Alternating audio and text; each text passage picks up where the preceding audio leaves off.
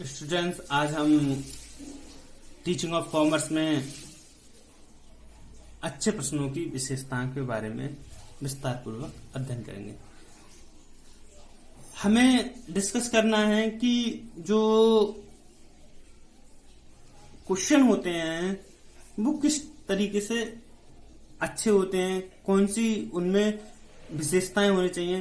तो कहने का मतलब है कैरेक्टरिस्टिक ऑफ गुड क्वेश्चंस कि अच्छे प्रश्नों की क्या विशेषताएं होती हैं। क्वेश्चन टेक्निक की बात करें तो मैं पहले भी बता चुका हूं कि टीचिंग करते हुए मतलब एक शिक्षक का सबसे मुख्य क्वालिटी क्वेश्चन करना है।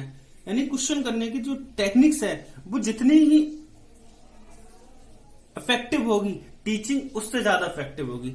यानी कि टीचिंग इफेक्टिव करने के लिए हमें क्वेश्चन को इतने इफेक्टिव रूप में करना चाहिए जिसने छात्रों में उसे चैलेंज के रूप में लें और हमारी बातों पर पूरी तरीके से फोकस करें। क्योंकि आप पीपल टीचर हैं तो पीपल टीचर्स को अभी इतना एक्सपीरियंस नहीं होता है, तो उसे मुख्य रूप से इन कैरेक्टरिस्टिक्स पर ध्यान देना चाहिए कि इससे एक अच्छे प्रश्नों का निर्माण हो सके। क्लियर? हम किताबी लैंग्वेज में पढ़ लेते हैं कि प्रश्न रीति शिक्षण कार्य की सफलताओं के लिए बहुत ही अच्छी एवं उपयोगी विधा है। मतलब कहने का मतलब एक ऐसी अप्रोच है जो टीचिंग को सफल बनाने में सबसे इम्पोर्टेंट अप्रोच के रूप में मानी जाती है। किंतु ये तभी सफलतापूर्वक कार्य कर सकती है जबकि पूछे गए प्रश्न अच्छे प्रश्न हों और इनकी निम्नलिखित विशेषताएं हों। क्लियर? सबसे पहले है क्लियरिटी यानी कि स्पष्टता। तो हमें प्रश्न किस तरीके से पूछने चाहिए कि जिसकी भाषा स्पष्ट हो। जैसे क्वेश्चन की स्पष्टता से मतलब क्या है, मैंने एक क्वेश्चन का एग्जांपल लेता हूं, हम कहाँ रहते हैं, इसके आंसर ये स्पष्ट क्वेश्चन है या नहीं। इस एग्जांपल को हम कहाँ रहते हैं, अभी आप में से 5 लोगों से पूछा, 5 लोग अलग अलग जवाब देंगे। हम चंदूसी रहते हैं, कोई कहेगा हम पृथ्वी पर रहते हैं, कोई कहेगा हम उत्तर प्रदेश में रहते हैं, कोई कहेगा हम इंडिया में रहते हैं। तो ये क्वेश्चन करेक्ट नहीं है। हमें करेक्ट क्वेश्चन पूछना है जिससे उत्तर स्पष्ट रूप से आए, यानी आंसर स्पष्ट रूप से हम किस शहर में रहते हैं। तब स्टूडेंट्स क्या जवाब देंगे, हम चंदोसी शहर में रहते हैं। क्लियर? नंबर 2 आ जाता है उपयुक्तता, सूटेबिलिटी। कहने का मतलब क्या है कि हमें जो प्रश्न पूछने चाहिए छात्र से उसकी योग्यता, उसकी एज और वह उसकी रुचि के आधार पर पूछने चाहिए, जिससे क्या हो कि हमें जो उत्तर मिले वह हमें ठीक मिले। और खासकर उपयुक्तता क्या हो कि हम जिस टॉपिक पर पढ़ा रहे हैं या जिस सब्जेक्ट को पढ़ा रहे हैं क्वेश्चन उससे संबंधित हो। ये ना है कि हम क्वेश्चन स्पष्ट पूछ रहे हैं, पढ़ा रहे हैं हम फिलॉसफी और पूछ रहे हैं मैथ के क्वेश्चन। क्लियर? तो हमें क्वेश्चन को इस तरीके से रिलेट करना होगा कि वो टॉपिक से जुड़े और हमारी विषय वस्तु से जुड़े। क्लियर? अब आ जाते हैं हम श्योरनेस यानी निश्चितता के आधार पर प्रश्न क्या हो सुनिश्चित। हमें प्रश्न क्या होना चाहिए, श्योर होना चाहिए कि प्रश्न जो करे वो जिससे उत्तर सुनिश्चित आए। कहने का मतलब ये है कि हम कहें कि हमारे देश में कितने लोग रहते हैं, तो हम क्या कहेंगे देश उत्तर के लाने के लिए, तो हम कहेंगे हमारे जो उत्तर आएगा वो किस में आएगा, अप्रोक्सीमेट में आएगा। हमारे लोग में देश में कितने लोग रहते हैं, तो हमारा जो उत्तर आएगा वो क्लियर नहीं आएगा। हम कहें जैसे अभी क्या चल रही है 2020, हम कहें कि हमारे देश में 2011 के जनगणना के अनुसार कितने लोग हैं, तो हमारा आंसर क्या आएगा, एकदम क्लियर श्योरनेस आएगा। चुनौती, चैलेंज क्या होते हैं भाई, अच्छे प्रश्न छात्रों के सम्मुख ऐसे प्रस्तुत किए कि छात्र उन्हें चैलेंज के रूप में एक्सेप्ट करे।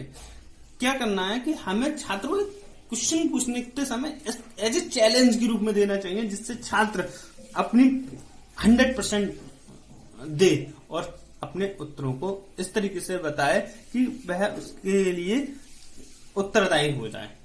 ठीक? उसे चैलेंज दो, जिससे वो बच्चा ज्यादा पढ़ने की इच्छा और ज्यादा सीखने की इच्छा रखे।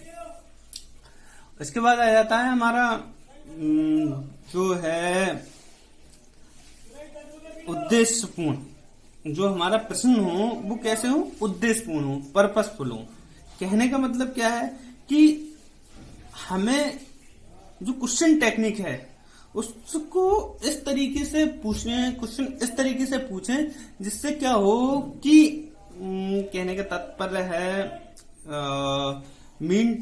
कहने का मतलब है पूछे गए प्रश्न को इस तरीके से पूछना चाहिए कि जिससे हमारे जो टीचिंग के उद्देश्य है वो पूरा हो रहा हो। मतलब कि जैसे हम लेसन प्लान बनाते हैं तो हम क्या करते हैं कि हमारा उद्देश्य क्या है। जैसे हमारा 3 तरीके के उद्देश्य होते हैं। जैसे हम इंट्रोडक्शन क्वेश्चन में करने का उद्देश्य क्या होता है, इंट्रोडक्शन क्वेश्चन करने का उद्देश्य होता है, पर्पस होता है कि हमें टॉपिक तक पहुंचना है। टॉपिक के बाद हम टीचिंग पॉइंट पढ़ाते हैं, इसके बाद डेवलपमेंट क्वेश्चन करते हैं। डेवलपमेंट क्वेश्चन का उद्देश्य क्या होता है कि हमें टीचिंग पॉइंट तक पहुंचना है। उसके बाद हम जब टीचिंग पॉइंट पढ़ा लेते हैं उसके बाद हम कौन सा क्वेश्चन करते हैं, एवोल्यूशन क्वेश्चन होते हैं। तो एवोल्यूशन क्वेश्चन का पर्पस क्या होता है कि छात्र ने कितना सीखा इस बारे में पता लगाना एवोल्यूशन क्वेश्चन का आंसर होता है। क्लियर।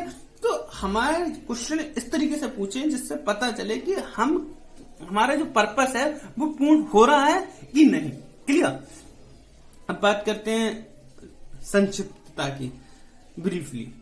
हमें जो क्वेश्चन पूछने चाहिए वो शॉर्ट पूछने चाहिए। ऐसा नहीं है कि हमें जब प्रश्न हो कि पूरी रामायण की तरह पूछें। हमें क्वेश्चन छोटे से कोशिश करें कि छोटा और स्पष्ट क्वेश्चन पूछें, और इतना भी छोटा ना पूछें कि उसका अर्थ समझ में ना आए। क्लियर। तो हमें प्रश्नों की जो रचना है, क्रिएशन है, वो इस तरीके से करना चाहिए जिससे छात्र उसे समझकर सफलतापूर्वक आंसर दे सके। बात करते हैं लैंग्वेज स्टाइल की। लैंग्वेज स्टाइल क्या होती है भाई, हमें अपने क्वेश्चन को एक अच्छी लैंग्वेज में पूछना चाहिए।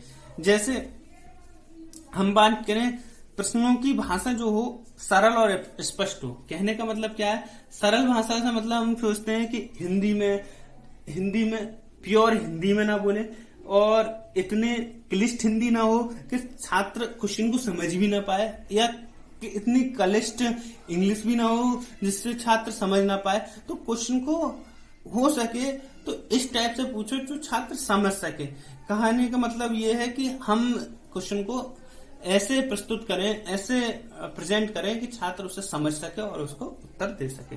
Thank you very much.